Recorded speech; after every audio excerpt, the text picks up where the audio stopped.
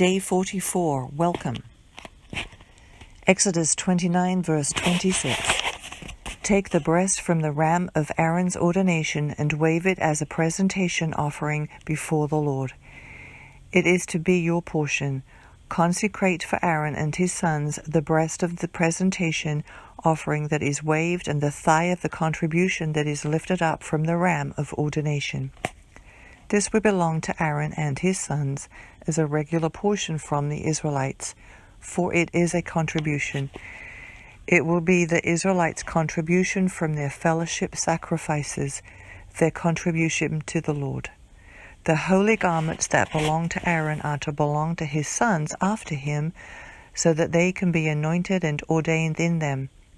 Any priest who is one of his sons and who succeeds him and enters the tent of meeting to minister in the sanctuary must wear them for 7 days. You are to take the ram of ordination and boil its flesh in a holy place. Aaron and his sons are to eat the meat of the ram and the bread that is in the basket at the entrance to the tent of meeting. They must eat those things by which atonement was made at the time of their ordination and consecration. An unauthorized person must not eat them, for these things are holy. If any of the meat of ordination or any of the bread is left until morning, burn up what is left over. It must not be eaten because it is holy. This is what you are to do for Aaron and his sons, based on all I have commanded you. Ordain them for 7 days. Sacrifice a bull as a sin offering each day for atonement. Purify the altar when you make atonement for it, and anoint it in order to consecrate it. For 7 days, you must make atonement for the altar and consecrate it. The altar will become especially holy. Whatever touches the altar will become holy.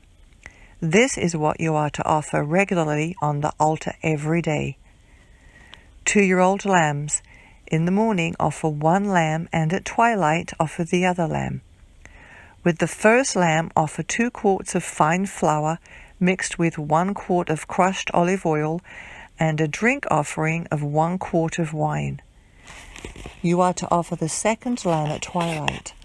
Offer a grain offering and a drink offering with it, like the one in the morning, as a pleasing aroma, a fire offering to the Lord. This will be a regular burnt offering throughout your generations at the entrance to the tent of meeting before the Lord, where I meet you to speak with you. I will also meet with the Israelites there, and that place will be consecrated by my glory. I will consecrate the tent of meeting and the altar.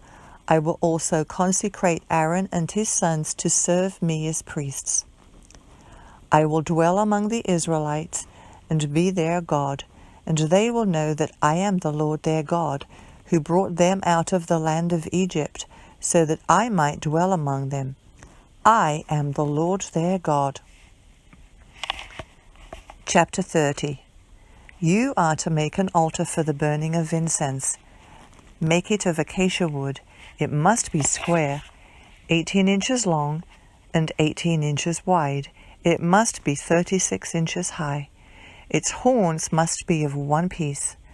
Overlay its top all around its sides and its horns with pure gold. Make a gold molding all around it. Make 2 gold rings for it under the molding on 2 of its sides. Put these on opposite sides of it to be holders for the poles to carry it with. Make the poles of acacia wood and overlay them with gold.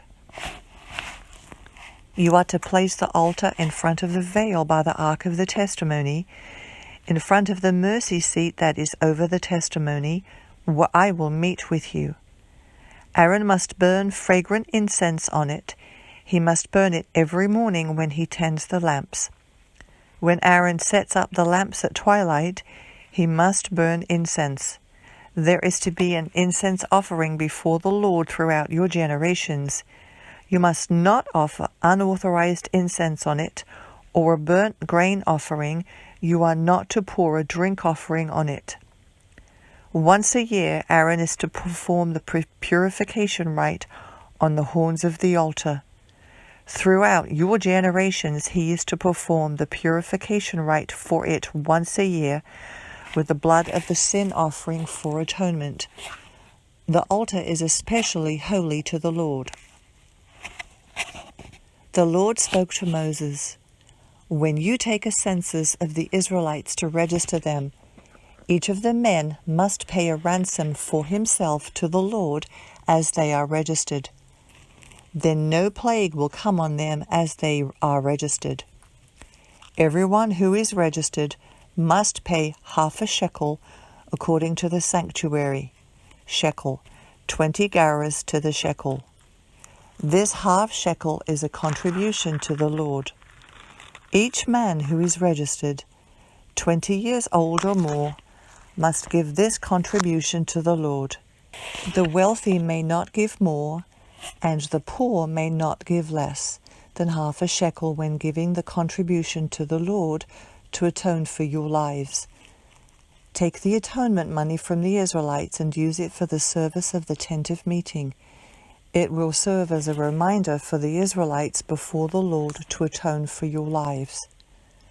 The Lord spoke to Moses, "Make a bronze basin for washing and a bronze stand for it. Set it between the tent of meeting and the altar, and put water in it. Aaron and his sons must wash their hands and feet from the basin. Whenever they enter the tent of meeting or approach the altar to minister by burning up an offering to the Lord, they must wash with water so they will not die. They must wash their hands and feet so they will not die. This is to be a permanent statute for them, for Aaron and his descendants throughout their generations." The Lord spoke to Moses, "Take for yourself the finest spices, 12.5 pounds of liquid myrrh, half as much, 6.25 pounds, of fragrant cinnamon, 6.25 pounds of fragrant cane, 12.5 pounds of cassia by the sanctuary shekel, and 1 gallon of olive oil. Prepare from these a holy anointing oil, a scented blend. The work of a perfumer, it will be holy anointing oil. With it you are to anoint the tent of meeting, the ark of the testimony, the table with all the utensils, the lampstand with all the utensils, the altar of incense, the altar of burnt offering with all its utensils, and the basin with its stand. Consecrate them, and they will be especially holy. Whatever touches them will be consecrated. Anoint Aaron and his sons and consecrate them to serve me as priests. Tell the Israelites, this will be my holy anointing oil throughout your generations. It must not be used for ordinary anointing on a person's body, and you must not make anything like it in its form using its formula. It is holy, and it must be holy to you.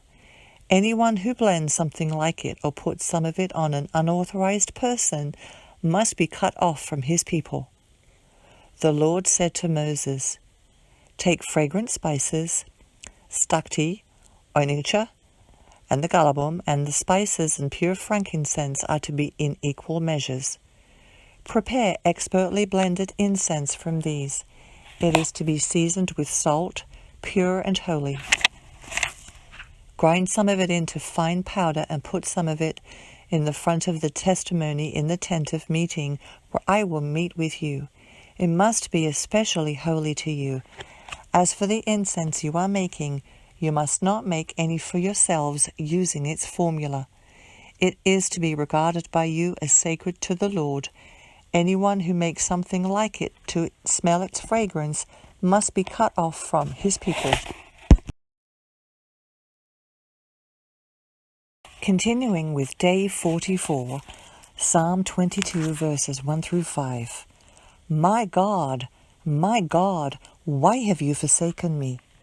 Why are you so far from my deliverance, and from my words of groaning? My God, I cry by day, but you do not answer. By night, yet I have no rest.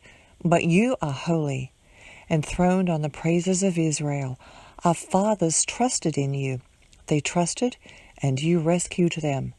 They cried to you, and were set free. They trusted in you and were not disgraced. Proverbs 5, verses 3 and 6. Though the lips of the forbidden woman drip honey, and her words are smoother than oil, in the end she's as bitter as wormwood, and as sharp as a double-edged sword. Her feet go down to death, her steps head straight for Sheol. She doesn't consider the path of life. She doesn't know that her ways are unstable. Matthew 26, verse 6. While Jesus was in Bethany at the house of Simon, a man who had a serious skin disease, a woman approached him with an alabaster jar of very expensive, fragrant oil. She poured it on his head as he was reclining at the table. When the disciples saw it, they were indignant. "Why this waste?" they asked. "This might have been sold for a great deal and given to the poor." But Jesus, aware of this, said to them, "Why are you bothering this woman? She has done a noble thing for me. You always have the poor with you, but you do not always have me. By pouring this fragrant oil on my body, she has prepared me for burial. I assure you, whatever this gospel is proclaimed in the whole world, what this woman has done will also be told in memory of her." Then one of the 12, the man called Judas Iscariot, went to the chief priests and said, "What are you willing to give me if I hand him over to you?" So they weighed out 30 pieces of silver for him. And from that time, he started looking for a good opportunity to betray him. On the first day of unleavened bread, the disciples came to Jesus and asked, "Where do you want us to prepare the Passover so you may eat it?" "Go into the city to a certain man," he said, "and tell him, 'The teacher says, my time is near. I am celebrating the Passover at your place with my disciples.'" So the disciples did as Jesus had directed them and prepared the Passover. When evening came, he was reclining at the table with the 12. While they were eating, he said, "I assure you, one of you will betray me." Deeply distressed, each one began to say to him, "Surely not I, Lord." He replied, "The one who dipped his hand with me in the bowl, he will betray me. The Son of Man will go just as it is written about him, but woe to that man by whom the Son of Man is betrayed. It would have been better for that man if he had not been born." Then Judas, his betrayer, replied, "Surely not I, Rabbi." "You have said it," he told him.